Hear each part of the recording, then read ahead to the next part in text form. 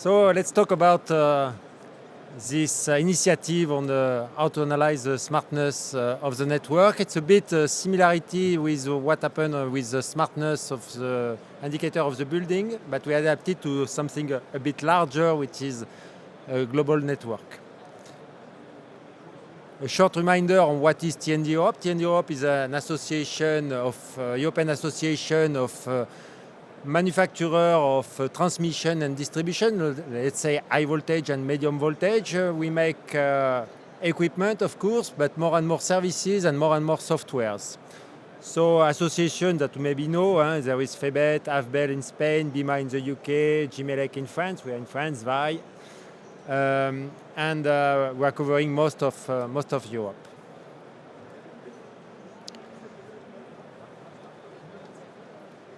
The energy transition is not only a buzzword, now it's clearly a reality, and with the new European Commission it should be even faster, and the investment should be even higher. So it's happening. The energy package, the clean energy package for all Europeans was really the main milestones, and it was done with the support of European policy, and it was done for climate neutral goal for the next 30 years. So the Commission estimated that the energy transition needs to mobilize up to, let's say, more than 170 billion euros of public and private investment. So what is interesting is that now we talk about private investment. In the past it was often mostly public, and now we come back to an idea of public and private investment. And this investment should start massively from 21. In fact, when we look in details, it should be from 80 to 120 billion euro per year from 31 to 50. And in the meantime, about 60 billion from 21 to 30. For our sector, the energy transition means preparing the electricity grid for a number of challenges that we are not even aware of today, and that are requiring a totally new mindset for us. We heard about it this morning on the first session. We talk about flexibility, EV, but which speed and how massive will it be, in which area.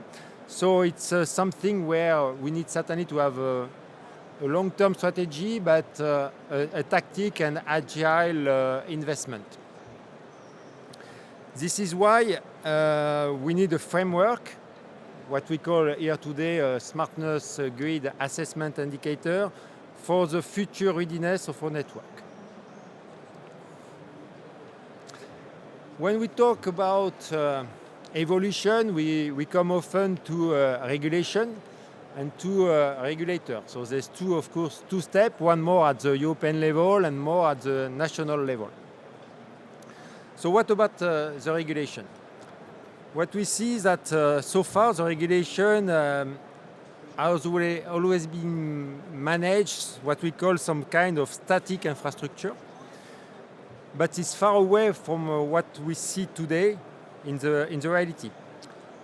In the past, the performance-based and quality assessment was a bit a posteriori and was an adequate system. We were talking mostly about SAIDI, SAIFI, and we are still doing that. But now we feel that SAIDI, SAIFI is the basics, but not what is reflecting what we will need in the short term. So what we want to know what the grid can do for us, we have to develop an in-depth knowledge of the network.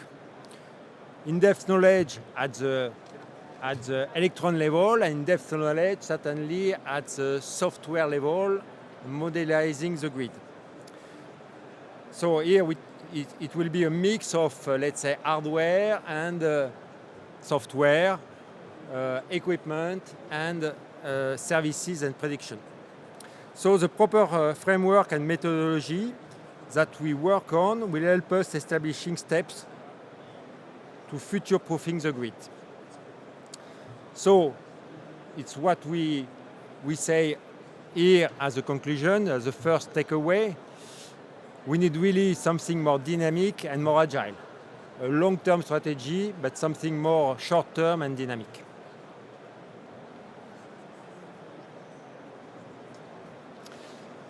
What was the good news for us was a new directive which was issued with the Clean Energy Package, and this is a framework present now in the legislation.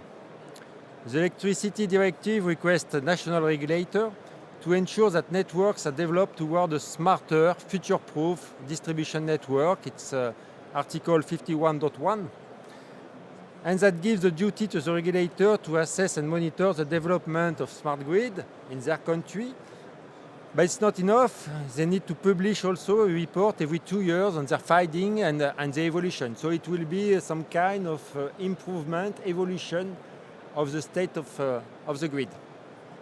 So it will be key to participate to this kind of indicator, because depending on the KPI, of course, we can know how fast or how agile will be the network to integrate all what we see as new, let's say, DER. And by DER, I made the general definition of DER that can be, of course, PV, wind farm, but as well EV and storage.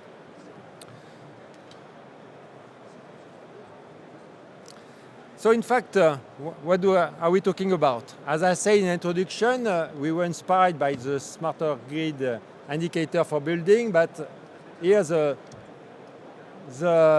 topic was a bit larger, because in a grid it's a full system talking about hardware and software. So finally, the smartness monitoring of the network will be implemented in each member state with national law. Each country will design its own smart grid monitoring method with the appropriate indicators. Determining the right indicator will help us focusing on the investment, where it has the highest benefit for the future proofing of the grid. And this morning, on the first session, we saw that there were discussion on where to place the investment at the moment. It's always a good question. In the past, CapEx, we saw with the UK 4 years ago, starting to talk about OpEx and TOTEX, and now it's coming back to Europe. Do we want to invest more on equipment, on software, or mitigation of the two? So we need to have the right indicator. The whole monitoring and assessing process needs, and it should be a dialogue based, because due to the complexity and let's say non-mature vision of the energy transition, it will be a mitigation certainly of decision to have at the right place and the right country the right indicator. It's clear that in Norway, with the full trend going to EV compared to Germany with the coal power plant reduction, and in France the nuclear position, the decision will not be the same for the grid proposal. So monitoring must not become a regulatory paperwork exercise in this regard, but really a collaborative work. And here we welcome the initiative of ENTSO-E, the TSO Association, European Association, and the different European DSO Association that came back to us wanting really a collaborative work to build this indicator, because of course this grid will mean the agreement of ENTSO-E and European DSO at least. So let's say as a conclusion, we can say the energy transition, we see it in all the panel and all the conference again this week, is not a steady state. It's certainly something evolving with new tipping point. EV is certainly one, cybersecurity is certainly another one, DR is another one, and it should be so a mitigation of decision, mitigation of investment, to have really this active grid that we need. Active because they need to integrate all this disturbance, positive disturbance, so negative disturbance that may happen. So this collective work, it should be done with the user, with the supplier, and the operator, because the future proofing of the grid is clearly at stake in this challenge. So we need to establish this system, this process, to deliver smart and efficient solutions to our network. So we assume with this kind of grid indicator, at least we can really implement the clean energy package for all citizens, really clean, really active and efficient, and really for all Europeans at the right cost of the network. So the panel debate from now, managed by Guillermo, will be on how do you react on this new directive, how should be this assessment and monitoring indicator, and what are really the key aspects you want to highlight. Thank you. Yeah. Thank you very much, Jan. So now it's time to ask the rest of the panelists, Mako, Veli-Pekka, Dominique, and Anna. Well, let me introduce them.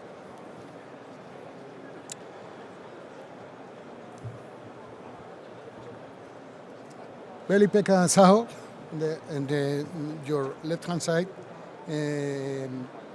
is the Deputy Director General at the Energy Authority in Finland, and he also heads the Networks Department, and he's member of the Executive Board of the authority.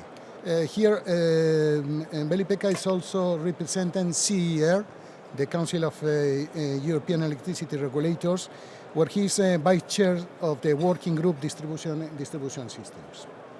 Well, Anna is Head of Digital Transformation, Global Smart Grids in Iberdrola Networks. She started her professional career in the company Repsol, and later she joined Iberdrola. You realize that the future is electric. In Iberdrola, she has worked in the areas of engineering and networks. Her professional career has always been linked to digital technologies in operational areas. Since 2017, she is globally responsible for digital technologies in the field of smart grids. Mako is a research associate in engineering system integration at the Imperial College of London. He has experience in researching in system integration of intermittent renewable generation technologies and demand-side response. He has also investigated in modeling of demand for charging electric vehicles and smart charging. And last but not least, Dominique Jam. Dominique is Managing Director of CRE, that is the French Energy Regulatory Commission. He's Managing Director of the services since December 2018. Prior to that, he was a special advisor to the President of the CRE and General Secretary of the Prospective Committee. He has 15 years experience in market design and regulation of gas and electricity markets. Well, apart from the topics that Jan has mentioned for this debate, we have to see how to manage the network development, how to deal with the evolving expectation of the network operation. But apart from that, we have to take into consideration that we have here with us two regulators. So we'll have the chance also to learn from them which are the regulator tool, for example, to optimize the balance between flexibility and investments, or how to best use these new resources of flexibility in order to increase the utilization rates of the networks. So I will ask four of you to start with an initial statement. Maybe Dominique, you're here on my right. You can start.